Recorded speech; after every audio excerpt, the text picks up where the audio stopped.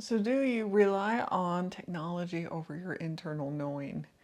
In today's video, I'm going into how we get disconnected in this grind, hustle kind of lifestyle, and how we then rely more on external things, technology, and those aspects more than connecting with this internal knowing in ourselves. And I'll talk about how we can do a couple things to get reconnected again. So thank you for joining me. I'm AmyC with You Finding You. I'm an intuitive and transformational coach. And if you look in the dialog box below right now, I have a mini course starting up from grind to aligned, where you're going from this culture of pushing, making things happen into a place where you're more aligned in yourself and you're really listening to what fills you up, what brings you joys, and listening to that internal voice inside of you. So again, do check that out. That's in the dialog box below. So continuing the series this week on getting disconnected, like how in certain ways when we're in this culture of needing to make progress ahead, needing to get status, needing to bring in money in this grind and hustle kind of culture lifestyle, we get disconnected from many aspects in ourselves. And one of them is getting disconnected from our inner voice and our inner guidance and really being able to connect within to what is true or right in yourself. And like what I've talked about in these other videos, we're looking externally outside of ourselves in getting status, in chasing after things, and believing that getting those things will fill us up on the inside and give us what we truly want on the inside. But really what we need to do is start looking from the inside and finding what fills us up from the inside. And that too then is getting reconnected to that voice inside of us and to that internal knowing inside of us, what lights us up, what brings us joy.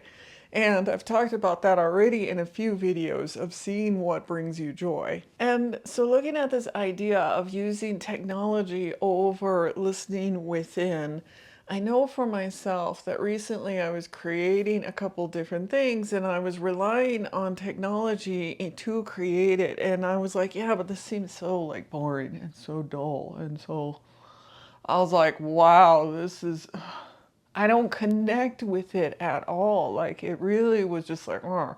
So I was seeing it as, oh, this is a great assistant, but it's not really filling me up. And that's when I stepped back and I was like, well, what would I like? What are things about me that really light me up? And I completely changed everything and what I was creating into what would light me up. Right? And yeah, I could use technology as an assistant to help me out, to help me spell check, to do things in certain ways that it was like, oh, this is helpful, but it's not the thing that's going to create it and really light me up on the inside. So I had to really step back and say, well, what lights me up? What actually really is fun for me? And on so many ways, is getting connected into our bodies lights me up. Like I really love this awareness into and connecting into our bodies and getting this wealth of knowledge that comes through there. So it was fun for me to find different ways of reconnecting with myself, but then giving that as tools or techniques that I can help others with as well. So I give this as an example of when are you relying more on technology, and if you're relying on technology, is it really filling you up, really giving you something, or is it just a tool that you're like, oh, it's easy to do, I'll use it? But look deeper and really connect in with yourself and see how it feels in you. And in this kind of hustle and grind culture, we rely more and more on technology because it's going to be faster or it's going to create things. But does it really feed us? Does it really light us up on the inside? So again, looking at what lights you up. But also, I know for myself, I traveled for years and I didn't use a smartphone for a long time with data. I just used it as like texting and that was it. So when I traveled, I actually didn't even have data on my phone and I couldn't use maps to get around. And I ended up like really having to tap into my own intuition, my own feeling of direction and knowing where I'm going, and also having printouts of maps, but for years I continued to do that because for me, I just knew that it's like, oh, I can go this way, or I know vaguely where I'm at, I can figure out how to get back.